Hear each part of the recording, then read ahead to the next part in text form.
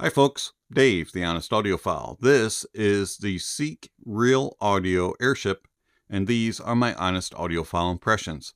I want to thank Linsoul for providing the SEEK Real Audio Airship for review. To greatly appreciate it, Linsoul, you rock. So the SEEK Real Audio Airship, this will set you back $180 from your bank account. It includes a 10mm CNT or carbon nanotube dynamic driver. It has 32 ohms of impedance, 110 decibels of sensitivity, and a frequency response of 10 Hz to 40 kHz. It comes in this nice box, which we're not going to even open because it's very simple. But one thing I do want to point out is it has cartoons on the front that are more flavorful and enjoyable to look at than a lot of the other animes that are provided by other manufacturers. Also on the back side, you do get a little bit of information. On the inside, you get a very limited selection of accessories. You do get this very nice carrying case, which has a little bit of branding here on the front. And then you get a bag of tips. And the bag of tips has small, medium, and large silicones and a pair of foams. That's it. That's all the accessories that you get.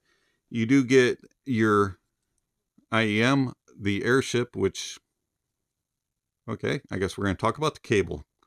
So you get a 1.2 meter oxygen-free copper silver-plated cable. Connects with 2 pins to the airship. The cable is nice and lightweight and terminates into a 3.5. I like the cable, but it has a few moments of its own mind thinking and trying to take control. The ear hooks are nice and well controlled, but the rest of it tends to get a little twisted and tangled. And it seems every single time that you get them out, you're going to have to take a moment or two to untangle them and just make sure that they're not all twisted up. But once they're in your ears, the cable works just fine. And with the airships, they are very small, extremely small, a little bit chunky for their size as far as weight. But other than that, I really do enjoy the look of them. They have a very nice angle, a little bit short on the nozzle, not too bad. And I find that with the stock tips, which are the tips that I used, I had to use the smalls. And it was interesting because normally I'm more of a medium tip size. But with the airships, the smalls were the only ones where I was able to get them in my ears and get a proper seal. The mediums and the larges fit well, but they made the airship do this weird where they were protruding out and they felt loose. And I was getting too much of a wobble that would break the seal. So with the small ones, they're able to just go right in my ears and they just disappear. And I get really good isolation and separation from the outside world. And I find that I'm getting the proper seal. So tip-wise, may be different for you, but I had to use the small ones. Overall, I really do like the feel of them, and the isolation and separation of outside noises being around 70%. You can use them in somewhat louder environments. I did not take any trips on mass transit or super loud environments, but being outside and out and about and around the house while things were going on, these worked extremely well at blocking that out. And every single time that somebody wanted to talk to me, I had to take them out of my ears in order to understand what they were saying. The airships pair well with most gear. I found that for the most part, the airships are very content on anything you throw at them. They do struggle though and have issues with hissing on gear that has higher output impedance. I found that gear like the Venture Electronics Megatron and the Mytek Liberty DAC 2's headphone out, they tended to struggle a little bit and hiss, so I had to use an IE match or an ear buddy from IFI. Other than that, they played well on all dongles. I had no problems powering them off of the Periodic Audio Rhodium, NextDrive Spectra X, Hibi FC3, Hibi FC4, X-Duo Link 21s, and all that other kind of dongles. Had no issues whatsoever. As far as DAPs, played well on all the DAPs that I have. which are the Sony NWA-105, the WM-1A, and then the Heidi's AP80 Pro. I want to thank my supporters through Patreon and YouTube memberships. I do greatly appreciate everything that you do, all of the sacrifices that you make to support the channel financially, also all the love and support that you give through the comments. Do greatly appreciate everything that you provide to the channel. That also just knowing that people are supporting the channel and appreciating the content makes me want to continue and further the channel. And so I greatly appreciate everything that you provide, as it brings in more gear for the channel to review.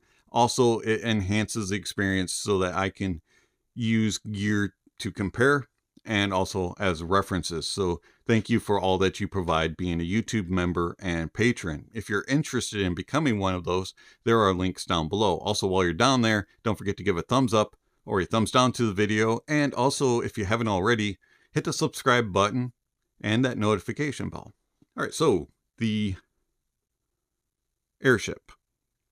It has a very interesting sound that reminds me of a couple IEMs, and we'll talk about that in the comparisons. Bass. The bass of the Airship is fun. It's got a sub bass and mid bass presence to it that is engaging. It has a lot of girth to it. It has good to it, and it's gonna get your toes tapping and your arms pumping. Overall, it has good tonality. It has nice tone and timbre, good detail retrieval and resolution, but at times it can struggle on busier tracks and more complex tracks. It'll have a little bit of a one-noteness at times, and also it can get a little distorted and a little overpowered, but for the most part, the bass of the Airship is very pleasing and fun and engaging. Going into the mids have a nice tonality to them, good tone and timbre, okay detail retrieval and resolution, but the upper mids are too elevated, and at times they can be shouty. And also the mids can be a little bit too center focused and be a little bit too much forward in the mix when they're not called upon that way. And it can be a little distracting at times because it's a little too much mids. And just like the bass, at times on busier and more complex tracks, the mids can be a little blurry. But overall, I find them to be very pleasing and pleasant, even when they are a little bit more bold and in your face. Treble. Lower treble is prominent like the upper mids, and at times it can have moments of hotness and a little bit too much just sizzle in energy. And then there's a 12K peak also that can be a little too at times. Overall, though, the tonality is good with good tone and timbre, and detail retrieval and resolution is adequate. I do find that in the treble, there is some harshness and glariness, and it can sound a little bit on the smeared side at times. Overall, I do enjoy the Airship, and I find them to be a very engaging sound, has a lot of energy and sparkle. But there are a few moments every now and then that just come along that you're like, oh, oof. And then you move on, you go, oh, this song's really good. So it just kind of depends. And they're a little bit picky when it comes to music. I like the soundstage of the Airship. It does a good job of portraying different sizes of stages, whether or not it's really wide, narrow, in between. Does a good job of portraying accurately what a soundstage should be according to your imagination. Does a okay job with depth and layering. At times it can get a little confused on more complex tracks, and it can sound a little bit muddled. It can sound a little confused, but overall, for the most part, it does a good job and keeps things separated and isolated out, and you have good air and space in between instruments and vocalists. Imaging is very good. It's not quite pinpoint, but it's pretty accurate. You're going to be really close to the spot. You're not going to be exactly on the spot, and you're better than it's in the neighborhood. Overall, I really do enjoy the technicalities of the Airship. I find that the tonality and timbre is good. It is slightly lighter on note weight in the mids, but for the most part, it does a good job of portraying an accurate and natural sound. How does it compare to a few of the other IEMs? I mentioned two of them that it really reminds me of. And the first one is the Dunu Titan S. Now, the Dunu Titan S does have more accurate natural tone and timbre. Also, it has a little bit better presented mids. They're not quite as focused and direct and bold as they are on the Airship, but I find that the Airship does everything else better. It has a more engaging bass, a little bit better detail retrieval and resolution, throughout, and I find that the soundstage is better, and that the Airship has a little bit more engagement to the Titan S. The Titan S does have a little bit of a boring side to it, but for vocal presentation and instrument presentation in the mids, the Titan S. Then the other IEM that the Airship reminded me of was the Moondrop Kato. And the Moondrop Kato, in my opinion, is the overall better performer all the way through. I find that it has better detail retrieval and resolution, better control in the bass, and it is not as in your face and dominant and as elevated as it is on the Airship. I also find that it has more note weight throughout, and that it has better controlled treble and mids, and that the soundstage depth and layering capabilities of the Kato are slightly better than the Airship.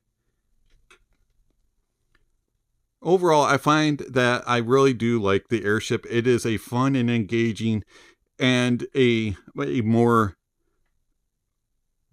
just overall pleasing sound signature when it comes to other devices, but at the same time, it's not what I'm going to be reaching for. If you think that the Kato needs a little bit more bass and a little bit more energy and sparkle, then the Airship may be the way to go. If you think that the Titan S needs a little bit more in everything, then maybe, but at the same time, I'm going to be reaching for the Titan S and the Kato over the Airship. It's been Dave, the Honest Audiophile. Thank you for watching, and I'll catch you on the next video. Speaking of next video, somewhere on the screen, subscription links and notification bells. If you haven't already, please check those off. Then don't forget to check out the links down below. There's all kinds of information down there regarding gear recommendations, music recommendations, and all kinds of other ways that you can contact the channel, follow the channel, support the channel. All that kind of stuff is down below, so don't forget to check out those links. And then don't forget to enjoy the music, and that honesty is the best policy.